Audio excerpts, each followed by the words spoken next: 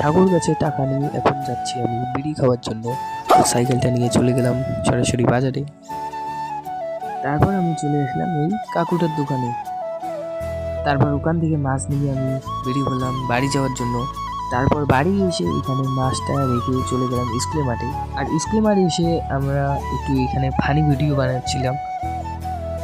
তো তারপর আমি বাড়ি চলে গেলাম আর এখানে চন্দনের জানেমানটাকে নিয়ে মাকে ধোয়ার জন্য চলে গেলাম মহাকালে। কারণ কারণ আমার বড় মাসি এখানে দোকান দিয়েছিল, মানে মহাকালের ব্যাংকের সামনে। কিছুক্ষণ বসে থাকার পর মাসি আমাকে দিল এগুলো খাওয়ার জন্য।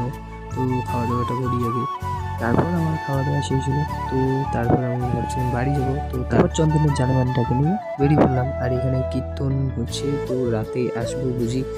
তো এখন যাচ্ছি বাড়ি, আর বাড়ি এসে ওই সকালের মাছ দিয়ে খাওয়া দাওয়া হচ্ছে। তো আজকের ব্লগটা এইটুকুই।